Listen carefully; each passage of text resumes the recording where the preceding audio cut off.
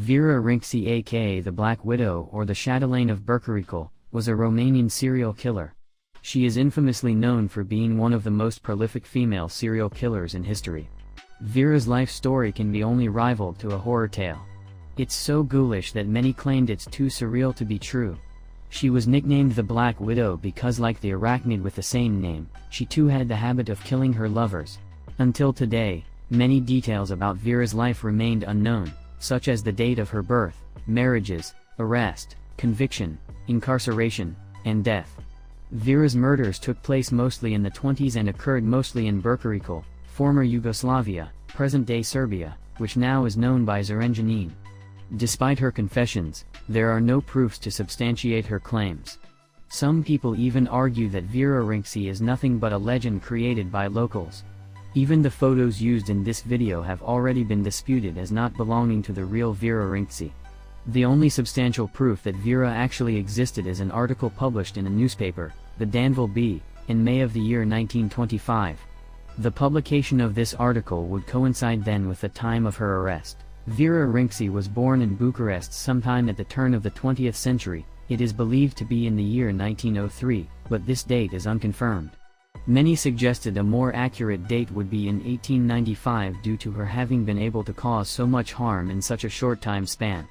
Her mother died when she was 13, so she moved in with her father. As a teenager, she grew unruly, and it became very difficult for her father to deal with her.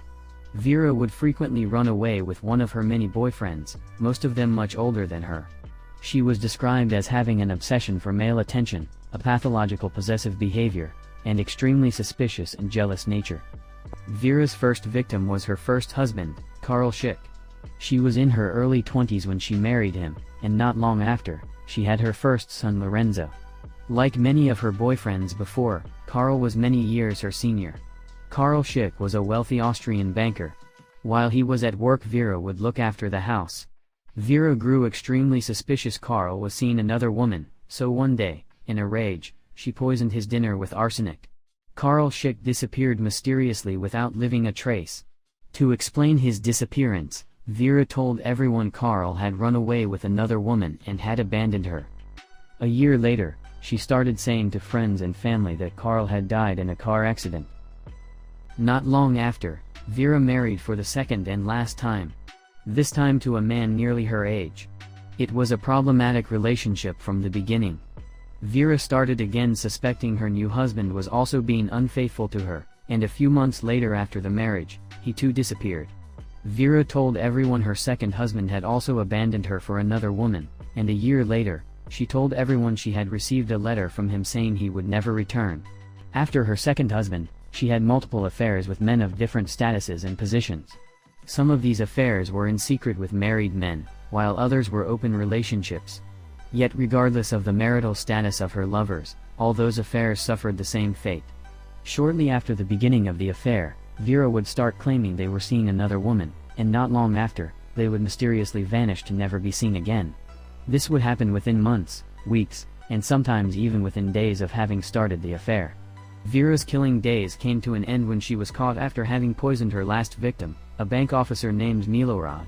Milorad's wife reported his disappearance to the police but was utterly ignored. Yet she did not give up on finding him and started an investigation of her own. Soon after, she found out Vera was her husband's mistress, so she went to the police and demanded them to interview her. This time, the police officers accepted her demands and went to the chateau to talk to Vera. Vera admitted to the police officers to have had an affair with him, but she didn't know where he was at. Vera then explained to the police Milorad had abandoned her and ran away with another woman. It is said the police officers were very impressed with Vera's beauty, wealth, and impeccable reputation, so they dismissed Milorad's wife's claims and abandoned the case once more. Yet Milorad's wife persisted in the investigation and found out about the mysterious disappearance of every man involved with Vera.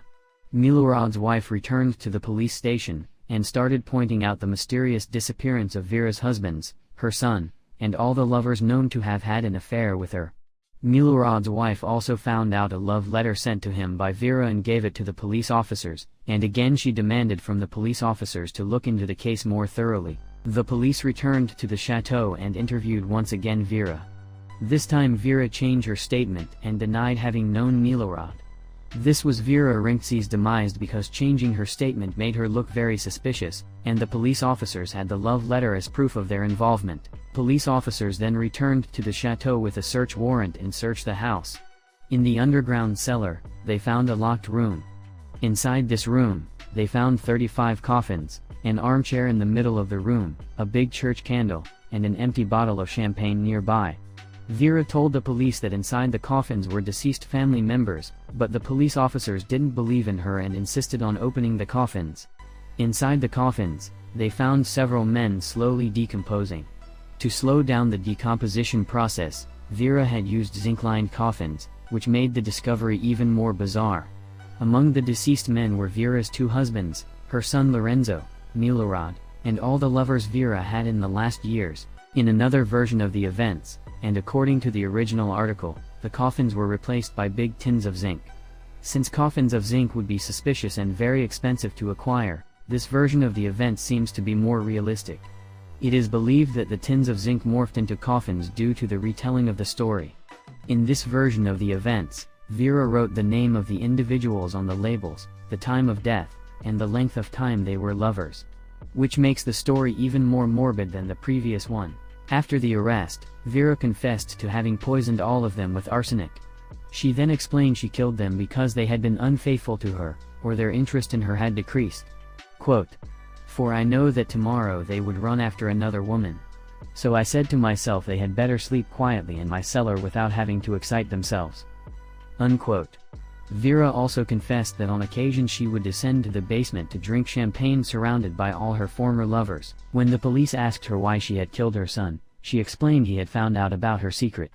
In 1925, Vera Renczi was sentenced to death for the murder of the 35 men, but since at that time Yugoslavia did not execute women, her sentence was then rectified to life in prison. It is said that during the trial, Vera showed signs of dementia, and her condition worsened while in prison. While incarcerated, Vera started talking to her former lovers and screaming obscenities at them. Vera Renczi died in 1960 in prison. Final thoughts regarding the existence of Vera Renczi. Many of those who deny the existence of Vera Renczi affirm the main reason it cannot be true is that the story is too surreal. I cannot state with conviction that Vera Renczi actually existed, but I completely disagree that her story is too over the top to be true. Since women are physically weaker than men, it's very common for female serial killers to use poison to kill their victims. It's also usual for serial killers to collect souvenirs from the corpses of their victims. Some serial killers also have the habit of mutilating their victims and collecting the mutilated part of the body as souvenirs. Serial killers often use those same souvenirs to relive the death experience they had at the time of the murder. It's also not uncommon for serial killers to revisit the corpses of their victims, and some of them are as bold as to attend their funerals. The proximity with the cadaver is also a strategy serial killers used to relive the murder. The reliving of the murders gives them a sadistic pleasure that is used by the serial killers as a mental stimulus to masturbate.